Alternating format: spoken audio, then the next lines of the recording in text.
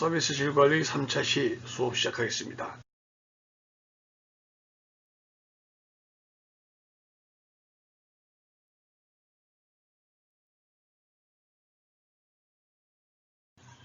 서비스 질 관리 기법으로서의 위험 관리. 위험 관리.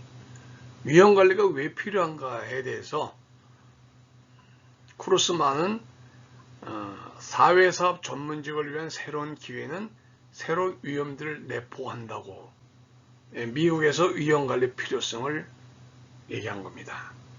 첫째, 최근에 사회사업 전문직의 지위가 상승하고 있고, 둘째, 서비스 비용을 청구할 수 있는 공급 특권, vendorship privileges, 이 공급 특권을 누리고 있죠. 셋째, 공사기관에서 사회복지사에 의한 행정 및 관리 책임의 증대와 독점의 문제, 또 넷째, 전일제 혹은 파타임, 시간제로서 개인적인 실천을 행하는 임상사회복지사의 수가 증대하고 있다 하는 것을 들면서 크루스만은 사회사업 전문직을 위한 새로운 기회는 새로운 위험들이 있네요 하고 본 거예요.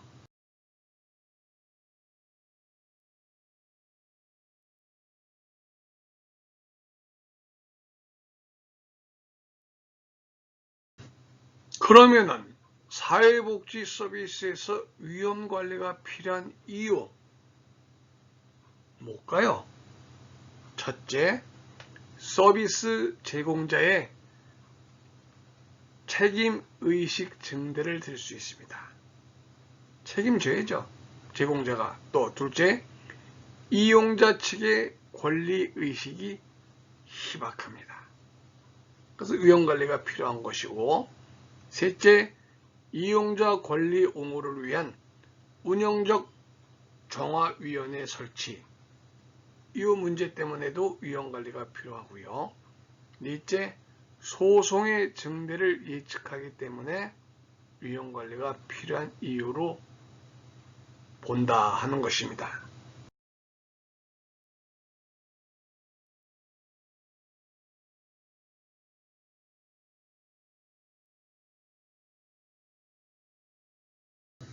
자, 두 번째 우리 위험관리의 이해에서 리스크.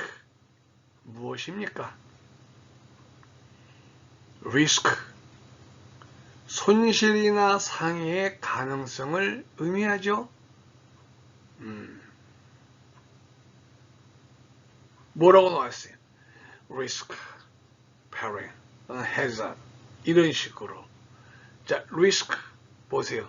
사고 발생의 가능성, 인사이던트. 또 리스크, 사고 그 자체, accident. 리스크, 사고 발생의 조건, 사정, 상황, 요인, 환경 등을 리스크라고 한다는 이야기를 하고 있습니다. 그러니까 리스크를 이렇게 이해를 해줘야 됩니다.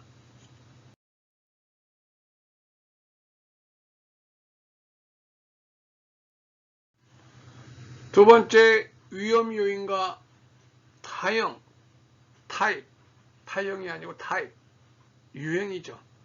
첫 번째 위험 요인을 봅시다. 크루스만은 사회복지사에게는 6가지의 위험 요소가 있다라고 봤습니다. 그 중에 첫 번째가 뭐냐면은 잘못된 진단과 처우의 위험. 1969년부터 1990년 사이에 사회복지사 개인에 대해서 제기된 소송 중 거의 24.3%, 4분의 1이 잘못된 진단이나 처우에 대한 고소였다 하는 얘기입니다. 그러니까 위험 요인이 뭐냐? 첫 번째, 크루스만은 잘못된 진단과 처우가 있다 하는 걸 본 겁니다. 근거를 있죠. 둘째, 자격을 갖추지 못한 사회복지사, 학생, 실습생 등에 의해서 서비스를 제공하고 비용을 청구하는 것과 같은 부정행위, fraud의 위험을 들 수가 있는 겁니다. 일정한 자격이 없는 학생이나 시스템들이 한 서비스를 가지고 비용 청구하는 것은 바로 부정행위의 위험에 노출되어 있다.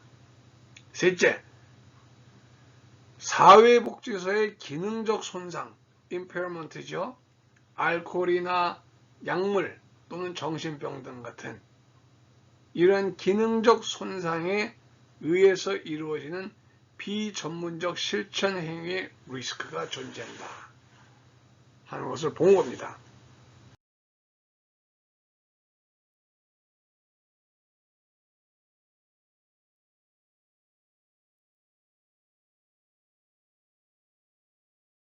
네 번째가 성적 부정행위 위험에 노출되어 있다.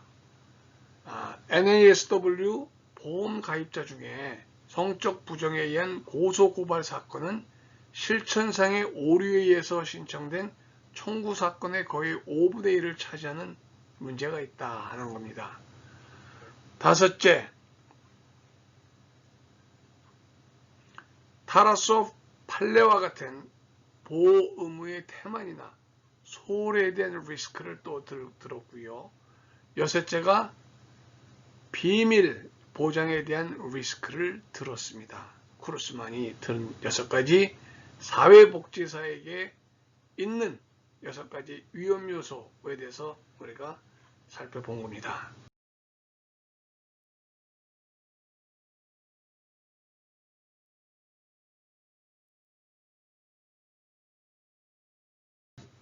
두 번째 사회복지 조직에서의 위험 유형은요. 첫 번째 업무 리스크, 두 번째 경영 리스크, 세 번째 사회적 위험, 네 번째 재해 위험으로 나눌 수 있는데요. 업무 위험은 뭐예요? 이용자의 사고, 고충 처리의 대응 미스, 전염병 감염의 발생 확대 등 업무 위험이 있고요. 경영 위험은 뭐예요?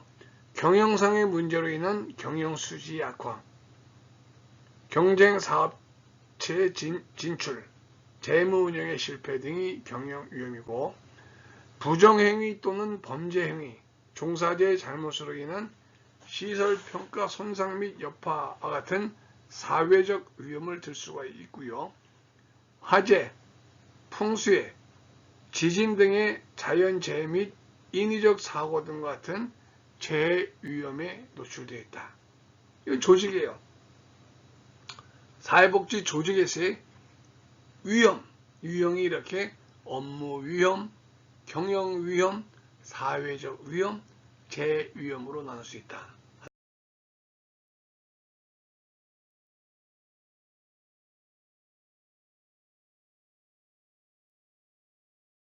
자, 일본의 개호시설에서 발생하는 위험사고. 첫째가 무슨 사고냐면은 이용자 사고, 직원 사고, 기타 사고. 이 사고 위험에 많이 노출됩니다. 두 번째가 자연재해, 인위적 사고, 기타 재해와 같은 재해 위험에 노출되어 있고요. 세 번째가 법무상, 재무상, 노무상 위험, 경영 운영상 위험에 또 노출되어 있고, 넷째가 정치적, 경제적, 사회적 위험 같은 정치경제, 사회 위험에 노출되어 있습니다. 다섯째가 시설 관련 시장 변화 등 기타 위험을 들 수 있다는 얘기입니다. 일본의 개호시설, 우리나라 노인요양시설이나 이런 데서도 뭐 일본의 개호시설과 큰 차이는 없는 것 같아요.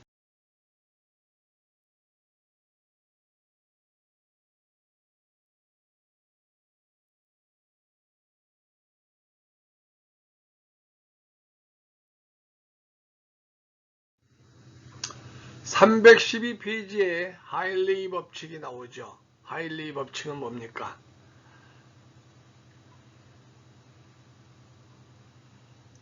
미국의 노동제 보험회사에 근무하고 있던 하일리는 사고와 상해와의 관계를 밝혀서 1대 29대 300의 법칙을 제시했습니다.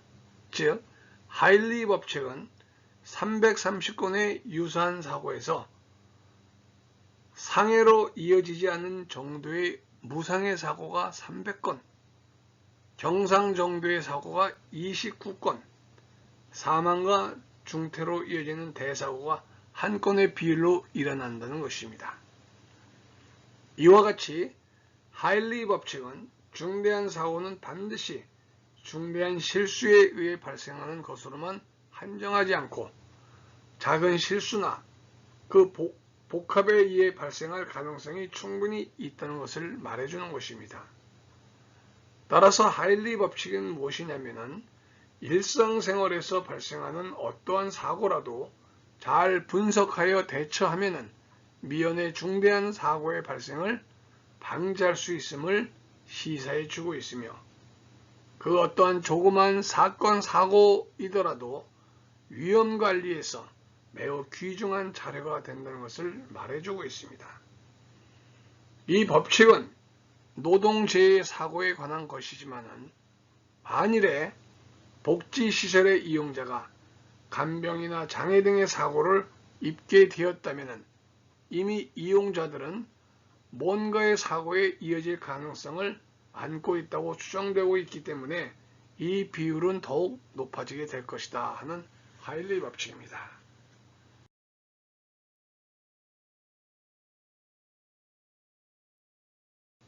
자, 리스크 매니지먼트는 무엇입니까? 라는 질문에 여러분들은 어떻게 대답하겠어요? 위험을 예방, 회피하려는 사전적인 대응 활동은 위험관리, 리스크 매니지먼트, 이 위험관리, 기현실화된 위험에 대한 사후적인 대응은 위기관리다. 바로 리스크 매니지먼트가 바로 크라이시스 매니지먼트라 하는 것을 인식을 하게 되는 거예요. 위험관리는 이들 모두를 지칭해요. 리스크, 크라이시스. 자, 위험관리 뭐예요? 리스크 매니지먼트. 위험을 확인, 발견, 분석, 평가 과정을 거쳐서 최적의 위험 처리 방도를 선택하는 것이 바로 리스크 매니지먼트다 하는 얘기죠.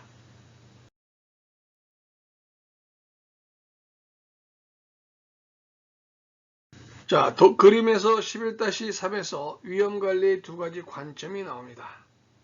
두 가지 관점이죠. 뭡니까? 서비스 관리 측면이 있고 조직 관리 측면이 있어요. 조직 관리 측면에서는 종사자의 노동상 안전관리 대책이나 재해 대책으로 근로 환경이 향상이 되고 결국에 서비스 질이 높아진다는 조직 관리 측면으로 들 수 있고, 서비스 관리 측면에서는 이용자 및 종사자의 안전 확보로 인해서 최상의 서비스를 제공하게 되면 결국에 서비스 질이 향상된다. 위험관리의 두 마리 쌍두마차. 서비스 관리 측면과 조직 관리 측면의 중요성은 아무리 강조해도 지나침이 없다 하는 얘기입니다.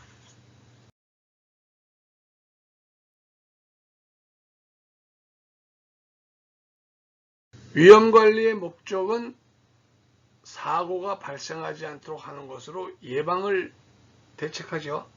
또 사고가 발생했을 시 확실한 대처로서 사고 대책에 의의가 있다고 하겠습니다.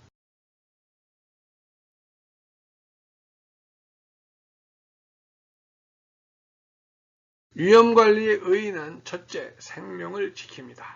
둘째, 서비스의 질을 향상시킵니다. 셋째, 신뢰를 쌓습니다. 넷째, 복지권을 보장합니다. 복지권. 다섯째, 이용자의 선택과 결정이 중시되고요. 여섯째, 전문성의 확보와 전문가의 윤리적 기준이 실행이 되고, 일곱째, 이용자 만족이 추구되고, 여덟째, 조직을 유지하고 발전시켜 나가는 것으로 들 수 있습니다.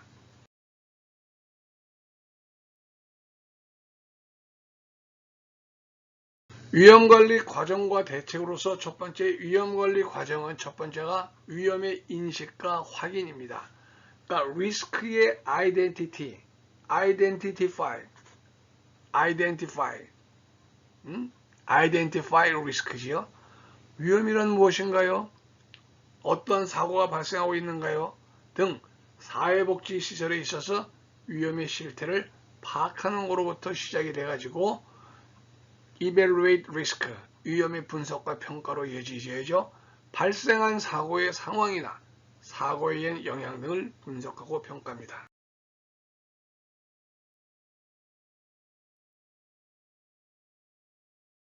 또 위험 대응 처리 방법의 선택과 수행이 있죠. selecting을 하고 treatment devices를 수행을 합니다. 위험에 대한 평가 분석을 행한 후 사고나 불만 등 위험에 대해서 신속하고 정확한 대응이 필요하다는 얘기고요. 또 위험의 재평가, 재발 방지죠. 체킹해야 돼요. recurrence 일어나는 걸 reviewing the risk, 재평가, reviewing 또는 체킹해야 돼. 재발 방지, recurrence. 위험관리 매니저는 뭐합니까? 같은 사고나 불만이 일어나지 않도록 이번에 조치한 대책이나 판단은 올바른 것이었나가 등 재평가를 해야 되죠. 위험관리 매니저는 이와 유사한 사고나 위험에 대한 재발 방지 대책을 고려하고 제안을 합니다.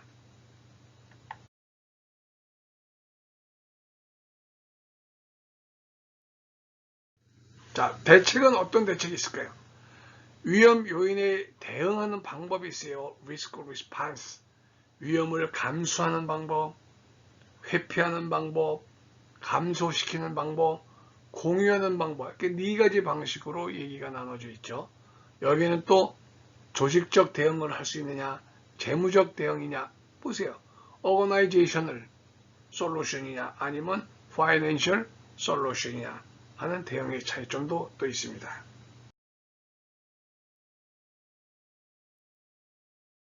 자, Risk Response, How to. 첫 번째, 뭐 해야 돼요? 리스크를 acceptance, 받아들여. 위험에 대해 아무런 대응도 하지 않고 그냥 위험의 영향을 그대로 수용해버리는 acceptance가 있어요. 둘째는 A, 피해버려, avoidance.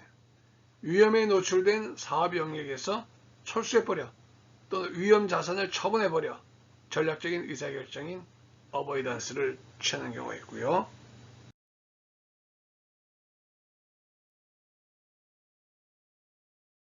리덕션이 있죠. 감소시켜야 돼. 대부분의 조직적 대응을 통해서 경영 및 관리 방식을 개선을 하고 위험관리 역량을 강화하고 개선시키는 것이 있고 또 뭐합니까? 쉐어링 하죠. 파생 금융상품 및 보험상품 등을 이용해가지고 위험을 재무적으로 해지 또는 트랜스퍼 하는 방식이 리스크 쉐어링이 되겠습니다.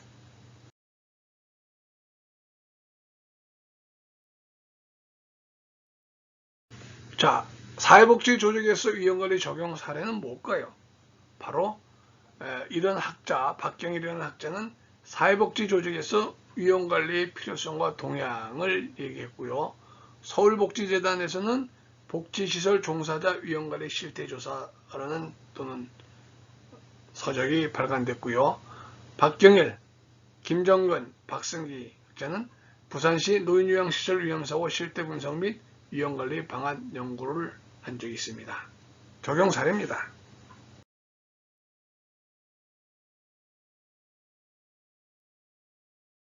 또 윤기혁, 박경일은 노인요양시설의 위험요인 분석 및 평가 기법, 사회복지법인 땡땡 어린이집은 어린이집의 위험사고를 예방해서 영유아들이 안전한 환경에서 생활을 하고 보호자가 만족할 수 있는 서비스 제공을 위해서 국내 어린이집 최초로 위험관리 시스템 구축을 2019년 4월에 구축했습니다.